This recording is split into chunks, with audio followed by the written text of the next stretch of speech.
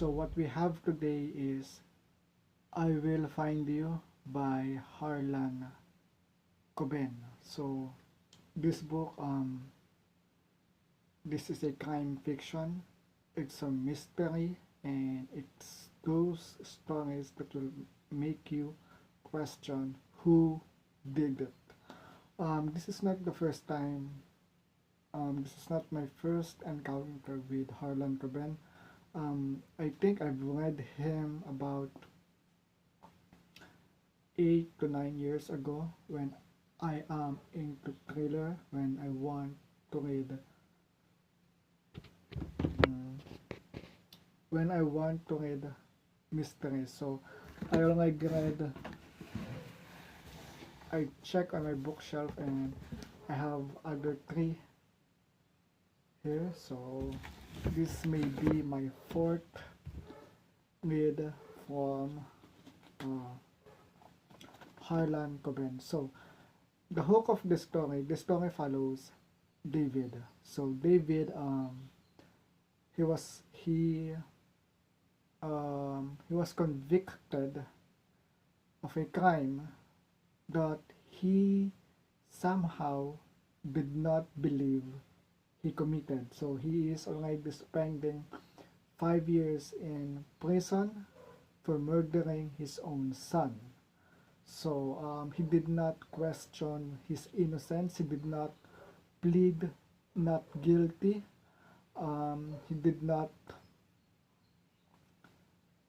care because in his mind he was still guilty because he failed to protect his son. So that's why he did not challenge the court.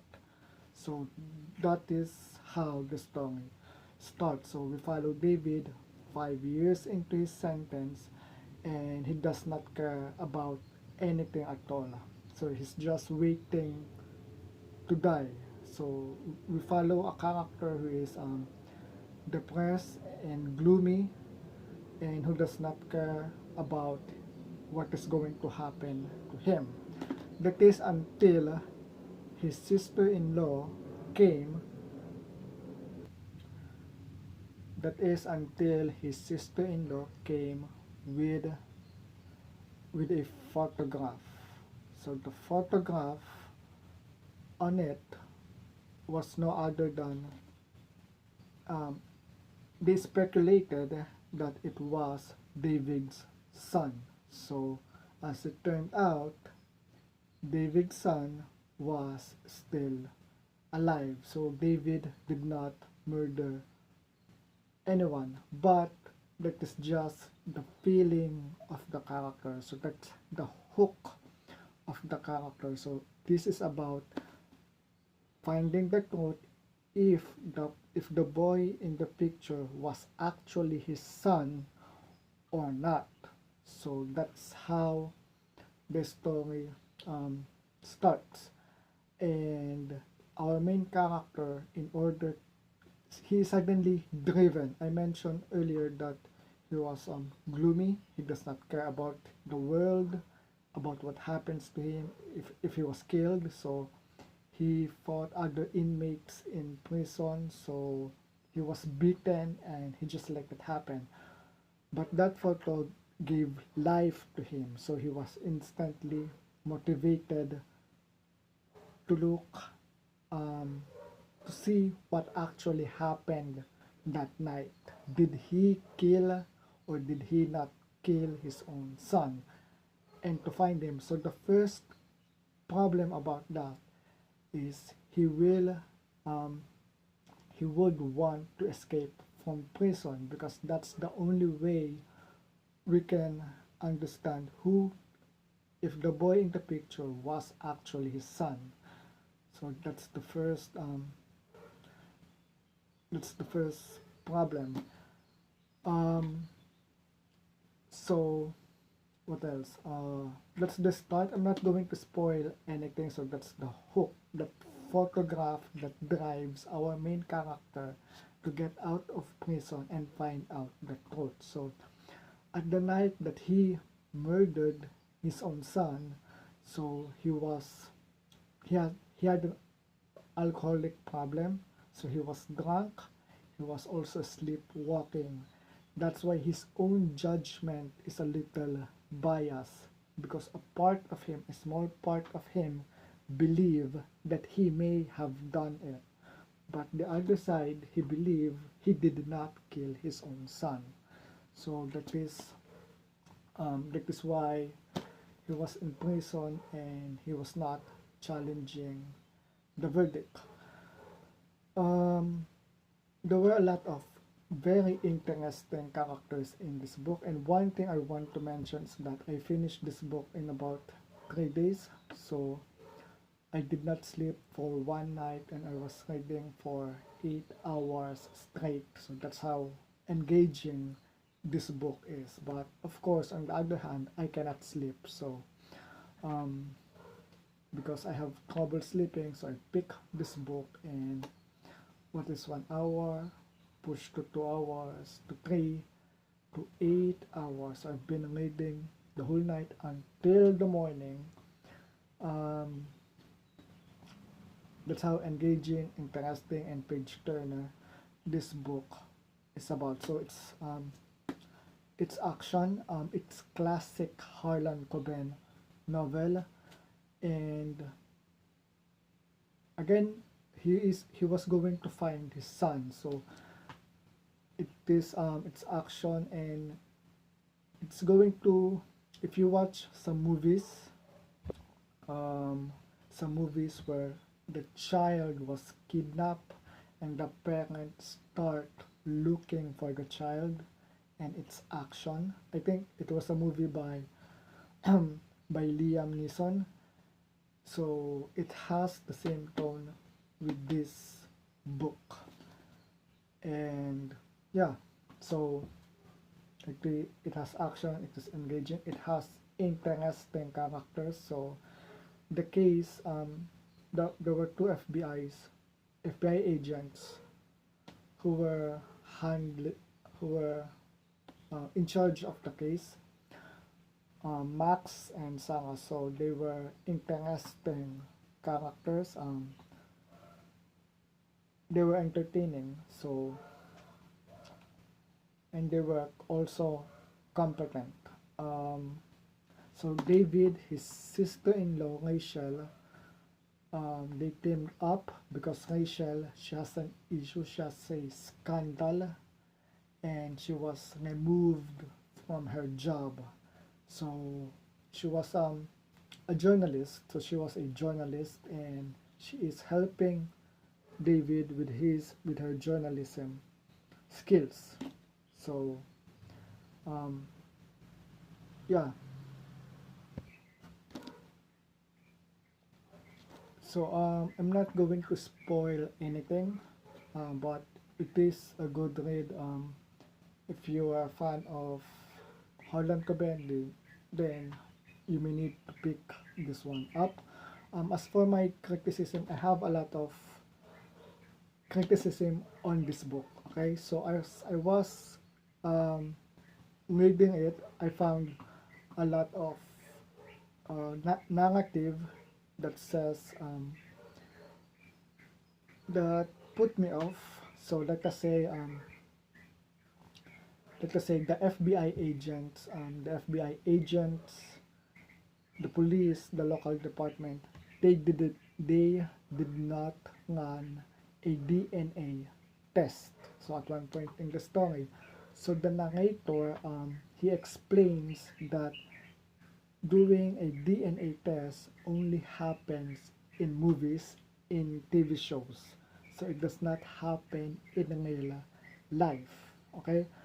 So that kind of tone is spread throughout the book. So and it kind of become repetitive. So the narrator will say, or our main character will say, it is real life. Taking a DNA, it does not happen in real life. Okay, they need a DNA, the boy's DNA, because again, how was the boy alive? If the boy was still alive, then there was someone else on that house. There was a boy that was killed on that house if David's son was still alive. So who was that boy? So that is the complicated, that is off-putting about this book. The DNA test. Um, they speculated um, that they don't do that DNA test. So that is one. Another one is our main character will visit his father, his family in a state, so he would visit them. And again, Harlan Coben pu- pushes this narrative that um, again David was already a fugitive. Okay, he escaped the prison, and everyone is looking for him. FBI, the local police, everyone. And the first thing that not the first thing, on the later scenes, David went to his family, went to his home. The way Harlan Coben justified it is the police is not monitoring David's family. So again, the police is not monitoring David's family. There were no FBI agents, there were no scouts, there were no um, police vehicles. Again, let me put it this way. David was a fugitive. Everyone is looking for him. The first thing the FBI would do is to send people to send, to send people to David's family and friends. So that is the most logical thing. Even I, as a reader, would think that. But the way Harlan Coben paints it is that it only happens in TV show, in movies. It doesn't happen in real life. Why? Because there is not enough resources. So there is not enough manpower to send FBI agents and local police to monitor David's family. So that is why David was able to meet his family member in one of the state. So it is of putting. I don't need to read that. I don't need to be told about that. So, and again, it feels to me as a reader that it is only an excuse because Harlan Coben knows what the reader, what our, what us, the reader will think about. Um, so he made that excuse that there were no police in there because it does not happen.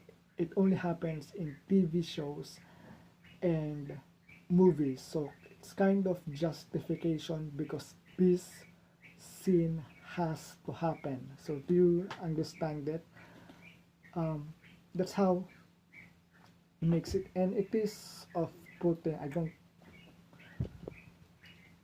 It could have been executed differently, but again, it does not take away the.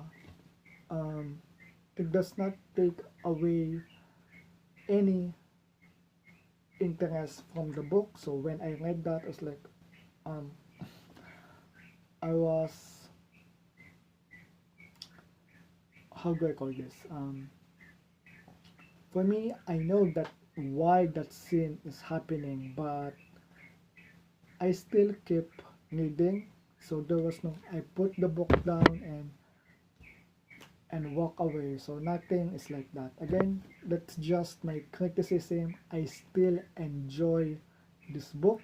I still like this book, and I'm glad I picked it and read it. It has been a long time since I read a novel for 2 to 3 days. So where I sat and read for 8 hours straight. It has been a long time. So I've always tried to read um, a lot of books, but life keeps happening, and I keep postponing um, my reading. So, but for me to be able to read it, it feels good.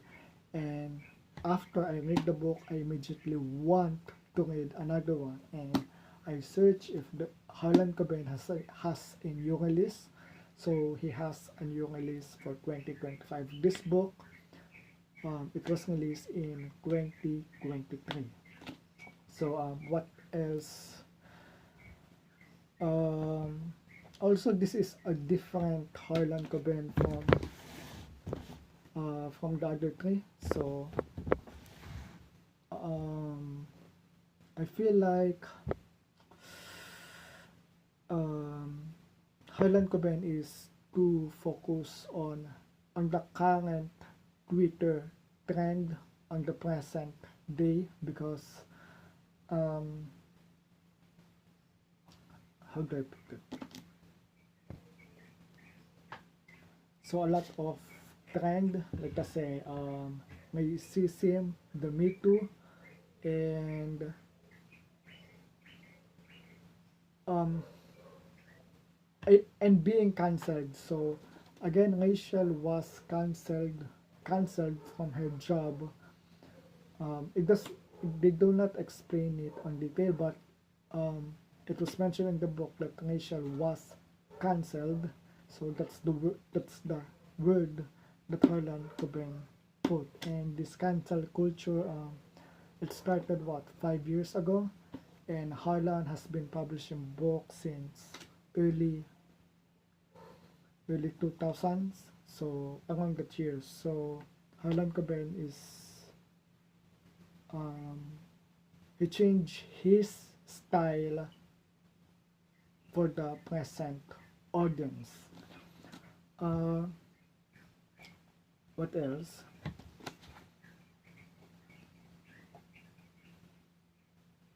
So again, it's all about the father looking after. It's about the father being invigorated when he felt that his son may be alive. That is one. And the other mystery is who was the boy that died on David's house, because he was convicted of murder. So that's how the story goes. If you're familiar with Harlan Coben, it's always a cobweb. Everything is interconnected. It is entertaining. It is engaging, and I love it. Um, yeah, except for the earlier flaws that I mentioned. So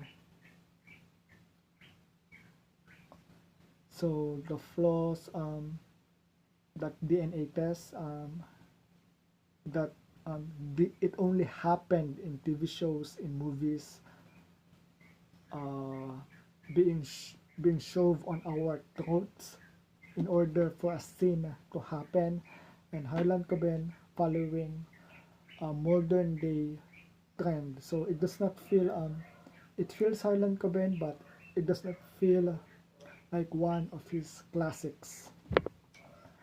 And